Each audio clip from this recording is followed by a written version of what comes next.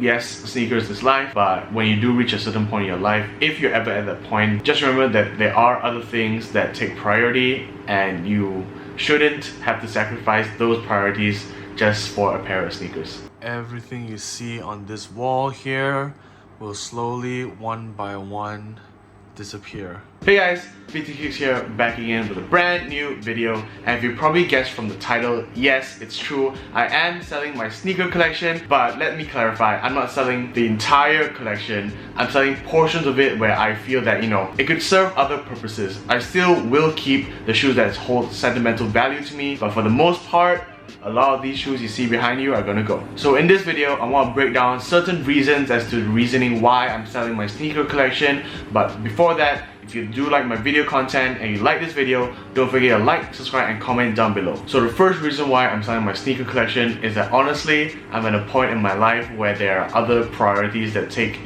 more precedent over collecting sneakers or chasing the latest release or finding a hype sneaker or finding an all-time grail. In my opinion, there is a period in life where a person should really sort of reevaluate, unless you're totally, set and that's working well for you. For other people, it might be a little bit different, and for me in particular, I'm not sure if anybody is in the same situation as me, but there are certain things in life that you have to take responsibility for, and I guess I'm at a point in my life where the sneakers aren't much of a priority anymore. And honestly, by selling these things, it could really benefit me for a better opportunity and for a higher priority. Here's a prime example.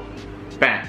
The Nike Air Yeezy 2 Platinum. Now, if you didn't know, this was the Yeezy before the Yeezy, so the Nike Yeezy before Kanye West went over to Adidas. Now, this has been one of my all-time grails, and it really serves as a sentimental value to me because this is a pair that I bought for myself when I graduated from my master's degree, and this particular sneaker holds so much memory for me. But at the same time, look at the market price right now and look at the offers that I'm getting, that sort of value and that amount of money honestly can be used for other priorities in my life at the moment. Which is why I will be letting these go. Do message me if you're interested. They are size US 11 in immaculate condition. Like, most pairs have already cracking here, cracking on the midsole, the air bubbles popped. This still glows really hard and it's a solid 9 out of 10. Let me know. And I guess, to be completely honest, another reason why is that I reached that mentality where I don't feel the need to really own a particular heat sneaker. I'll be honest, I have been in that mindset before where I felt like, oh, I have this sneaker that everybody is coveting, it's a grail pair, it's a heat pair, it's a fire pair, and it sort of has that need and want and be a little bit more materialistic in terms of, me owning that sneaker. Another example I want to give is, bam, the Nike Off-White Jordan 4. This sneaker released, I think, a year ago, and some people are calling it their all-time grails, which is great. Everybody has a different definition of their sneaker grail, but for me, this shoe, I had the chance to get it at a really good price at the time, so I jumped on it,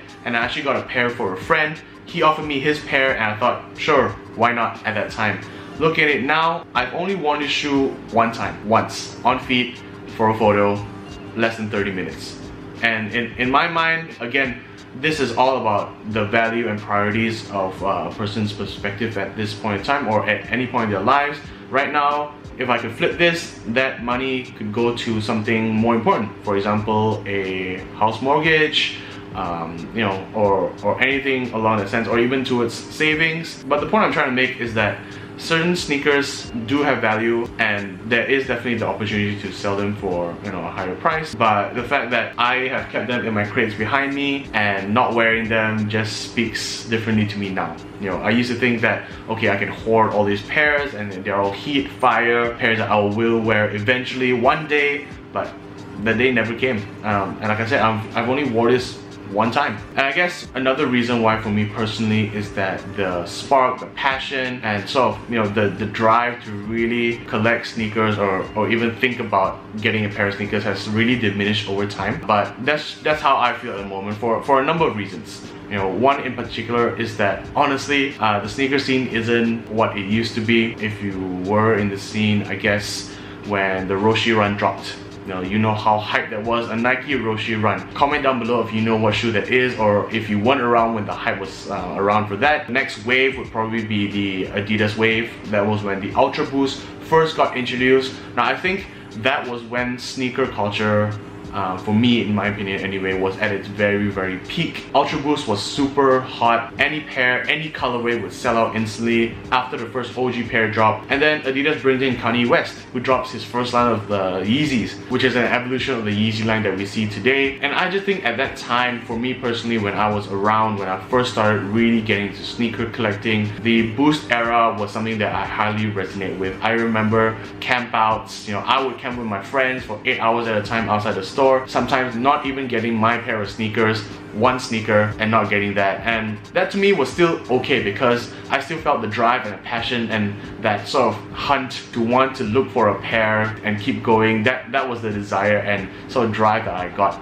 I still remember my first camp out for a Yeezy, the first Yeezy Boost, the V1s, the Moon Rocks. It was outside a store in London and I was there for a good 10 hours. I guess as times move forward, that's the kind of thing that I miss, where people would sit outside. Obviously now with the whole pandemic, it isn't as ideal to do campouts anymore or even be, very close contact with people around you. And I guess that was much simpler time. I love innovation and I do understand that bots are taking over now, with every store doing an online release. It depends on whose bot is faster, who has more accounts, who has more checking out cards, all that sort of thing. But that's for a separate video. My point is that the sneaker scene has evolved, but not necessarily in a way that I would like it to go, personally. And I just feel that there are certain things that I try not to associate myself with dramas, call-outs, people asking for compensation for the smallest things. I guess a good example, not to call anyone out, is if this has happened to you before, I'm sure you can relate, is that you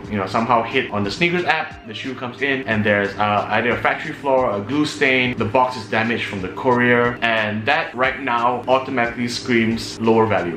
For example, if the value was 1,000 ringgit, the resale value of it was 1,000 ringgit, the box comes in dented, there's a glue stain, there's a scratch, automatically the next buyer will be, okay, no, there's a glue stain, give me a lower price. That sort of mentality, I don't know how it has cultivated, but I don't think that should be a point where you're asking compensation from a seller. That just feels cheap in a way. You're already paying X amount of money for it, but yet you want to squeeze out every last sort of dollar you can get to save that little bit of money. It doesn't sit right with me. And I've been in a situation before where that particular pair came in, with some QC issues and glue stains, and they just asked for compensation, and I just think that's ridiculous. So we've reached a point where I feel like this is something that is situational. And for me personally, again, why I'm selling my sneaker collection, because essentially if you look behind me, in hindsight, this is money sitting on the wall.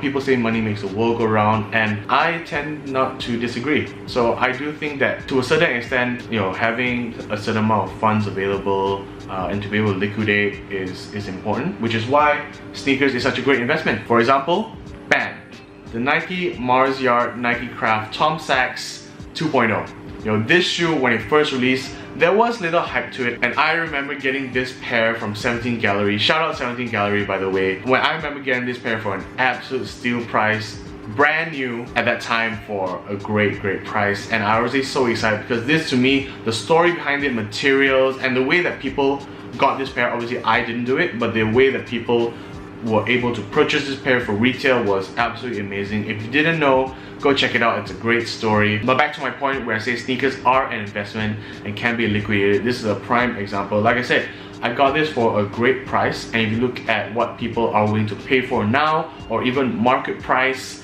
it's absolutely insane. It stonks. I think I've had this pair for almost 6-7 years now, and I can confidently say the price that I paid for it as compared to right now is almost 100 times. Yeah, think about that. So to wrap it up, what I'm trying to say is that if you're in a situation where you have different priorities in life, like me, I guess selling these sneakers isn't really much of a bad thing. So I know I ramble on and on about why I'm selling my sneaker collection, but if you were to take one thing out of this video, I guess the most important thing is that sneakers is a passion. It's great. It really helped me meet and connect with so many amazing people. I've made some great friends throughout my journey, in the sneaker scene. I'm not leaving the sneaker scene. Selling my sneakers doesn't mean I'm completely, putting that life behind me. I still am a sneakerhead at heart. I'm passionate about sneakers, but at this point in life, there is just other priorities that take precedent at the moment. So if you've been in a situation like me, or feel like you're on the fence, or just in general understand how I'm feeling, let me know in the comment section down below. Another reason why I'm selling my sneaker collection is that honestly, I don't wear 70% of these shoes. These hype shoes or the rare heat, they are there for a collection, yes, but would I really wear them? I tell myself, yeah, I'll wear them one day, or when the time is right, or when a special occasion arises, but that day never comes. There are shoes that I've literally kept dead stock for over 6-7 years, unworn in a crate, and that just, for me right now, it doesn't really sit well, if I'm honest. If I'm walking down the street, and if I do eventually decide to put that pair on, sure, it works well for me because I know I'm wearing such a great pair and I love this pair. But I guess another way to look at it is that on the street, you're wearing it. If you're not a sneakerhead, you would not know what the pair is. For example, this pair right here. Comment down below if you know what this pair is, and for those of you who don't know, this is the Air Jordan 4 Cause in the grey colorway. There are two colorways, the grey and the black. This was the first colorway that released, followed by another black version. Now, when this dropped, again, people were going insane. A full Suede Jordan 4 coupled with the Cause branding here on the back. This was a grail of grails, and I can confidently say I've only worn this pair 3 times. 3 times on feet, and worn carefully as well. Crap spray and not in rough conditions. The outsole is a little bit dirty, but it's still fully intact. And this, apart from those 3 times, has been sitting in my crate. And my daily rotation with pairs that I can take out and wear aren't even hype shoes. They're GRs. Here are some great examples with your trusty Air Force One, a little bit of hype I guess with the Rockefeller, the Air Force One Rockefeller, and these right here, if you watch my previous video, you know I absolutely love this shoe, the Nike Jumbo Blazer 77 Low. Now these 2 pairs, if things were different, honestly, and I just had these 2 pairs, I would wear these every single day. These 2 pairs would be more than enough, and people would be like, hey, nice shoes, man. So unless you're a sneakerhead or in the sneaker scene, if I walked out in this pair or this pair, you would not be able to tell the difference, honestly. Sure, it can be like, oh hey, it's off-white, I know, but would you know the story behind it, or the significance behind the whole 10 collection, or would you just be like, hey man, nice shoes? So that pretty much wraps up this video, guys. Thank you for watching. Comment down below if you're in a situation, or or have been in this kind of situation before, where you're contemplating, is the sneaker scene really worth it? It is, in my opinion, but to a certain extent. Thank you again for watching. Don't forget to like, subscribe, and comment down below. Until next one, guys, we out.